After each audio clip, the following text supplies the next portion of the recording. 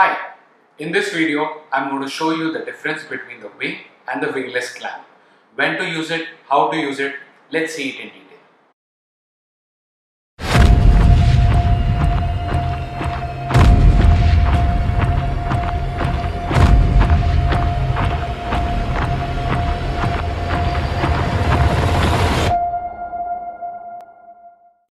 Before we go into the actual lecture, I hope you have subscribed my channel and you have hit the bell icon so that tomorrow I make new videos like this, you will receive a notification.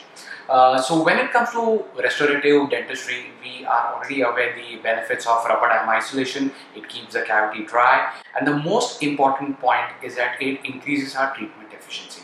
Now, a very commonly asked question is that whether I should be using a winged or a wingless clamp, especially with beginners. Okay, most of them they are asking that whether I should be starting my rubber. If I'm a first-time user, should I be starting with a wing clamp or whether I should be starting with a wingless clamp? Now, in case if you are a first-time rubber dam user and it is the first time that you would be starting with your rubber dam isolation, still date you have not been exposed to any kind of isolation, then what I would suggest is that you always start with winged clamps initially. Once you are thorough with the wing clamps, you have mastered the confidence of a wing clamp isolation, then you can move on to wingless clamp isolation. There is more to this. Let's jump on to the actual presentation. Now, a major application of whether I should be using a wing or a wingless clamp comes into role when we are doing class 2 restorations for the posterior teeth. Now, as we all are aware, we are using the sectional matrices or the sectional contour matrices or the saddle matrices for our posterior class 2 cavities.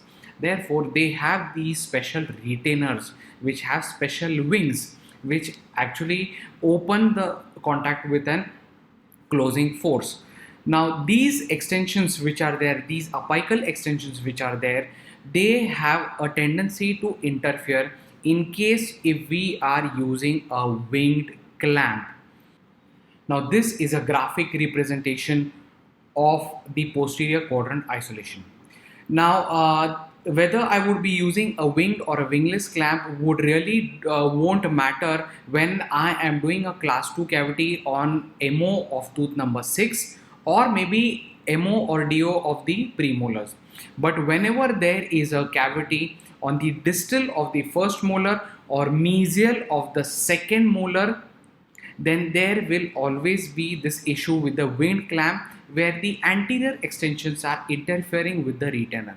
As you can see here, the wing of the clamp is interfering with the retainer placement. Therefore, my retainer is not going to completely go into the interdental contact and create that separation which I need for any class 2 restoration, because whenever we are doing any class 2 cavities and when these retainers are placed, when these retainers they open the contact slightly, due to which we are slightly overbuilding the proximal cavity, and once the retainer has been removed, then there is a very tight contact with the adjacent tooth.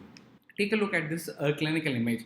As you can see here, there was no second molar present with this tooth, and purposely I have placed a winged retainer to show you how these wings interfere with the retainer placement. Now, as I mentioned earlier, this happens only in two situations: whenever I have a cavity on the mesial of the second molar and distal cavity of a first molar.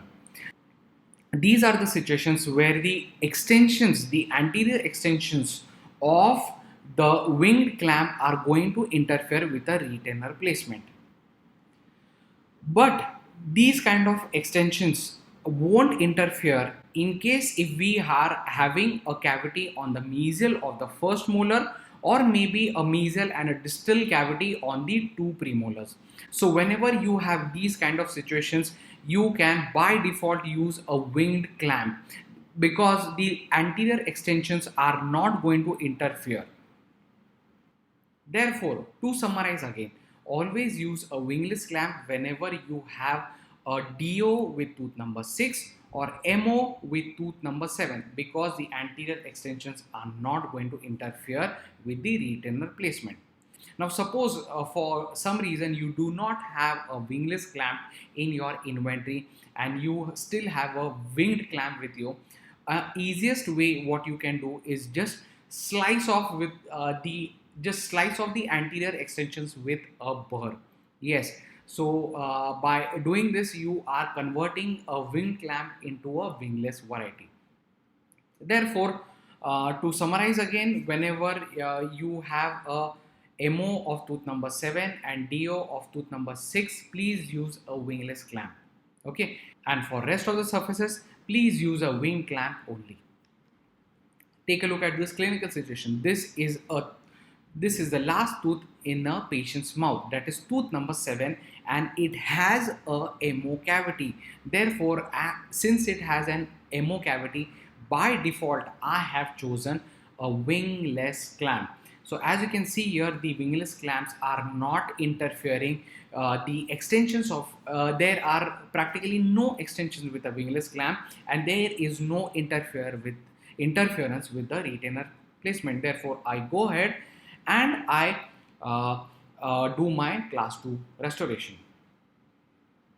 Now, I hope the presentation has cleared the basic doubt as to when to use a winged and a wingless clamp. So, whenever I have a cavity distal of 6 or mesial of 7, then I would by default use a wingless clamp. However, on the contrary, always for all your posterior quadrant isolations, you can definitely use the wingless clamp. There is no contraindication to it. If you are comfortable, you can use wingless clamp for all your isolations. But in case if your inventory does not have it, then you can definitely use the wing clamp, and you can cut the anterior wings in case if they are interfering with your retainer placement. Now, there is always a difference in the we put a clamp on the rubber dam sheet. It is different for the winged and it is different for the wingless. Now, in a winged clamp, there are these lateral extensions which are there, which eventually go and they get tucked into the rubber dam hole. But these lateral extensions are missing in a wingless clamp. Therefore, there is always a difference in the placement of the clamp on the rubber dam sheet. Now, we are not going to go into the detail that whether I should be putting the frame later, or I should go into the or I should be placing the entire assembly together. That is your personal preference. It does not make much of a difference. But yes, the difference that is actually there is the way we place a wing clamp and a wingless clamp into the rubber dam hole. Now, let's see how exactly is this done. Now, in case of these wing clamps, I am trying to place the rubber dam clamps, or I am trying to tuck the wings of the rubber dam clamps, these lateral wings, into the rubber dam hole. So I am trying to, so as you can see here with my 2 fingers, I have stretched the rubber dam sheet, and these 2 lateral wings are now being engaged into the rubber dam hole, and this is how the wing clamp is placed. Now, in case of a wingless clamp, there are no lateral extensions or these lateral wings that are present. Therefore, in case if I am trying to tuck in a conventional manner, the rubber dam clamp is not going to stay there. Therefore, in case of a wingless clamp, what I need to do is I need to pass the bow of the clamp from below the rubber dam sheet. Therefore, only the bow of the clamp comes out of the rubber dam hole, and this assembly is now being taken in the patient's mouth. I hope you have liked this video. Please hit the subscribe button and don't forget to click the bell icon so that tomorrow when I make more videos like this, you will receive a notification. Also, in case if you are facing some kind of difficulty with your rubber dam isolations, please feel free to comment below. I would be more than happy to answer all of your doubts. See you again.